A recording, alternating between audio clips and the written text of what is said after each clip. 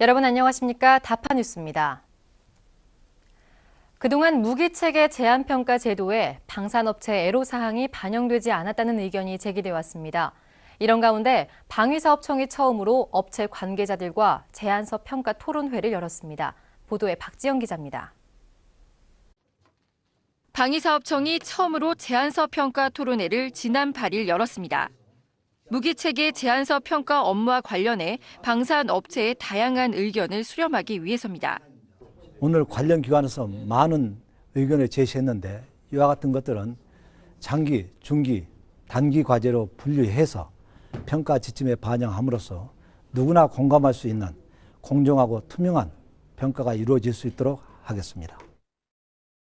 이번 토론회에서 방위사업청은 기존의 기술 능력 평가와 비용 평가 배점만 공개하던 것을 대분류 항목까지 공개하기로 했습니다.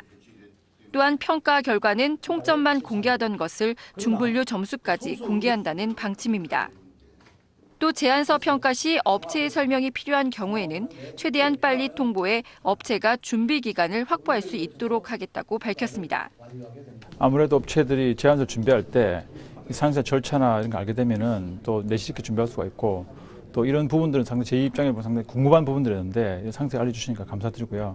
앞으로 이런 것을 계기로 보다 더 내실 있는 제안서 준비를 하도록 하겠습니다. 한편 방위사업청은 이번에 토의된 의견들을 중단기 과제로 구분해 지침 개정 등 후속 조치를 추진해 더욱 내실 있는 제안서 평가가 이루어지도록 노력한다는 계획입니다. 다파뉴스 박지영입니다.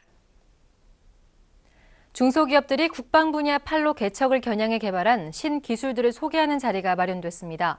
이번에는 8개 기술이 소개됐는데요. 자세한 내용을 박지영 기자가 전합니다. 국내 한 중소기업에서 개발한 첨단 신소재입니다.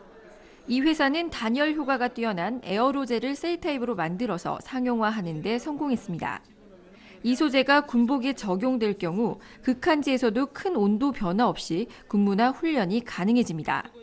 게다가 열상 감지가 되지 않기 때문에 전쟁 시 적의 광학 장비도 무력화시킬 수 있습니다. 이 기술을 우리 군 방산 체계에서 적용을 하게 되면은 저희가 이 에어로졸 제형화의 세계 상용화 아니면 제형화의 첫 사례가 되기 때문에 이 군수시장 신기술을 선점해서 드라이브할 수가 있습니다. 험한 야전 환경에서도 쓸 수 있는 노트북입니다. 마그네슘 합금으로 케이스를 제작해 외부 충격에도 끄떡없습니다. 또 직사광선 아래에서도 선명한 화면이 유지되고 배터리도 최장 22시간이나 지속됩니다. 이처럼 국내 중소기업들이 개발한 국방 분야에 적용할 수 있는 신기술들이 한자리에 모였습니다. 올해로 9번째를 맞이하는 이번 행사에서는 8개의 신기술이 발표되고 17개의 기술들이 전시됐습니다. 또한 이러한 신기술 소개를 통해서 지금까지 130여 개 기술들이 소개됐고 군 관련 기관과 연구소에 활용될 수 있도록 제공됐습니다. 특히 이 중 7개 기술은 신개념 기술 시범 사업으로 선정되기도 했습니다.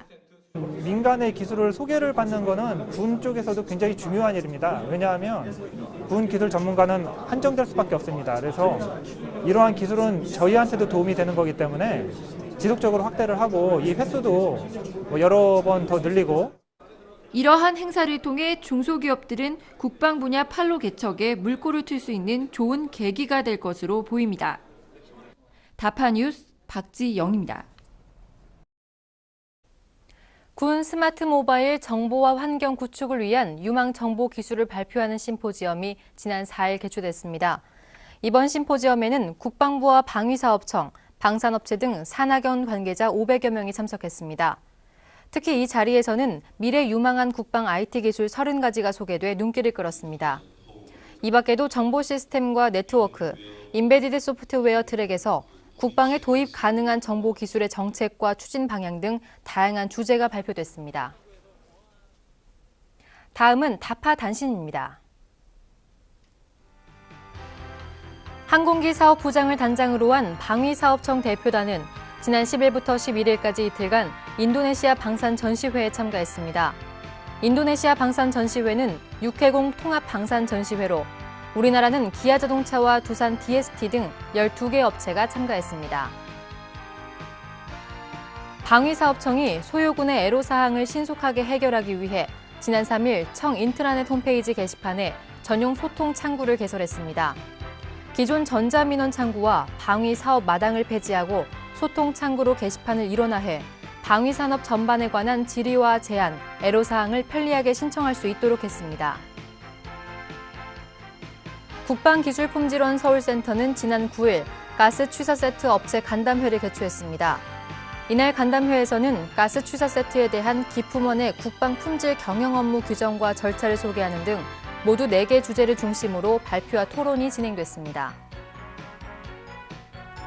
국방기술품질원 서울센터는 지난 5일 의무사령부와 각군 예하병원의 의약품 담당관 30여 명을 초청해 녹십자와 유한양행 등 업체 견학을 실시했습니다. 이날 의약품 담당관들은 원자재 투입에서 완제품 생산까지의 제조 공정과 식약청 허가 항목에 대한 시험 전 과정을 확인했습니다. 이상으로 다파 뉴스를 모두 마칩니다. 고맙습니다.